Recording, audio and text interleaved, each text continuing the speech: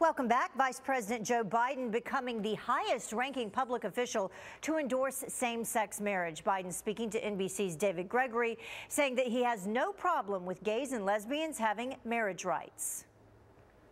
I am Vice President of the United States of America. The President sets the policy. I am absolutely comfortable with the fact that men marrying men, women marrying women, and heterosexual men and women marrying women are entitled to the same exact rights, all the civil rights, all the civil liberties.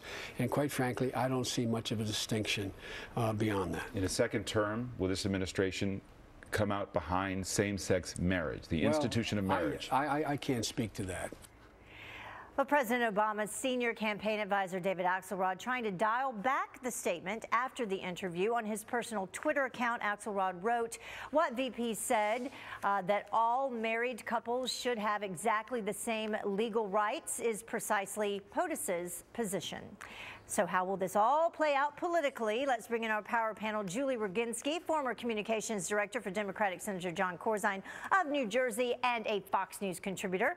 Deneen Borelli, a columnist for The Daily Caller, also a Fox News contributor, and Mary Walter, a radio talk show host. Thank you all for joining us. Thank you. So I'm going to begin with you, Julie, on this. Now, what do you think this means politically as we approach the election? Well, you know, the Obama administration's had to play a very fine line between people in the Democratic base who support marriage equality and other people in the Democratic base, specifically the African-American community that has traditionally been not as forceful on marriage equality. You saw that in California when that community was responsible for basically defeating the marriage equality amendment there.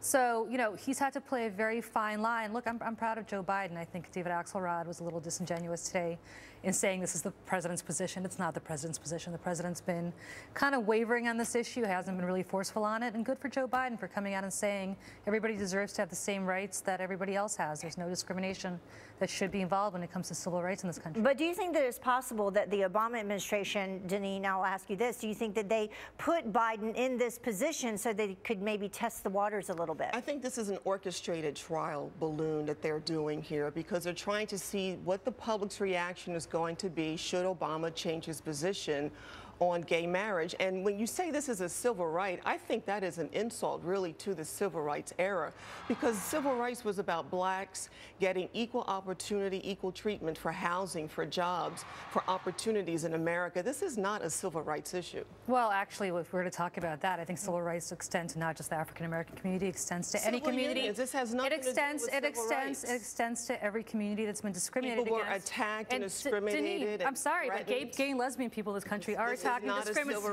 Gay and lesbian people in this country are attacked and discriminated on a daily basis, and the fact is, the matter is, nothing that as a straight woman, as a straight woman, I find that insulting. No, well, I find it I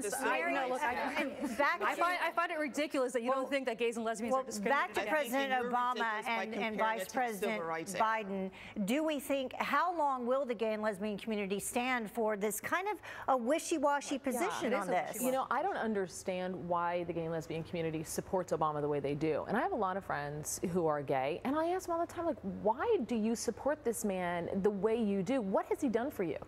And they can't answer that question. Well, what has he done for you? Don't tell, also allowing partners into hospital rooms. But why not, instead of doing it piecemeal, he's issued how many executive orders? How many things has he put into place bypassing Congress?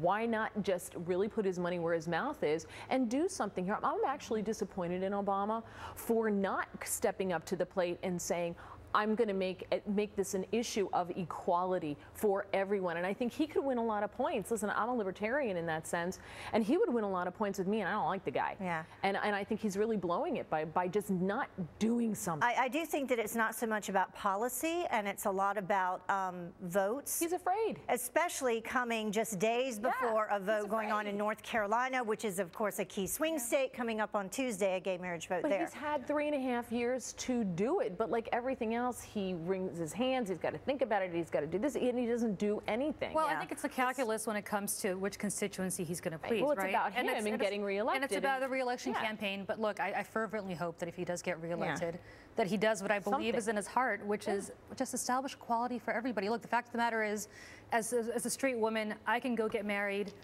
Any of us can go get married tomorrow and not have any problems, you know, doing it. If you're not a straight woman. Well, that's why they have civil unions. Well, we have to move to the next topic now. Separate but equal. This is a hot topic. I know you guys would definitely want to spend a lot of time on it, but we have another topic to talk about right now.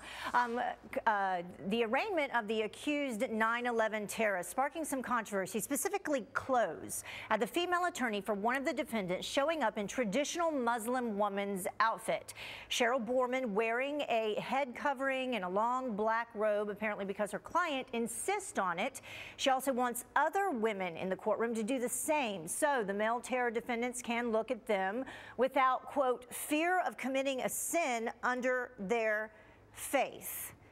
I'll just say to begin with, I really don't care if they're afraid of their faith. I don't care what they have to say. Cheryl Borman, whatever her name is, wants to feed into what her clients are demanding her to do. That is her choice. But who is she to tell others in the courtroom how to dress, how to look? It stops there. I mean, that's it. We've been placating these suspects and terrorists long enough. I think we've had enough of this. Yes, absolutely right. Yes. 66 pages thick. Catherine Harris talked about yesterday. Yeah.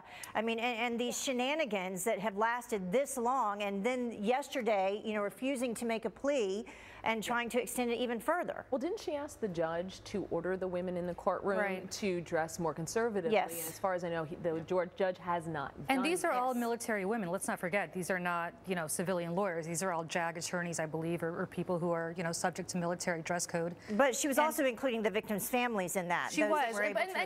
And Deneen's absolutely right. Look, she can do whatever she wants to do. If she wants to please her client, that is absolutely her prerogative to dress in a burqa or to dress in a hijab or whatever she wants to wear. But I think in the same way that her civil rights can't be violated in terms of what she chooses to wear, she certainly can't violate the civil rights of other people by demanding that they dress in a way that's appropriate. I don't really think they care too much about offending Americans or us when they killed 3,000 people, nearly 3,000 people they murdered. They're making a mockery of our government and of our rules and laws, and who are they to dictate what other people in America should be doing? And am I the only woman who would show up in a real short skirt and a low-cut top the next day? Just to offend them.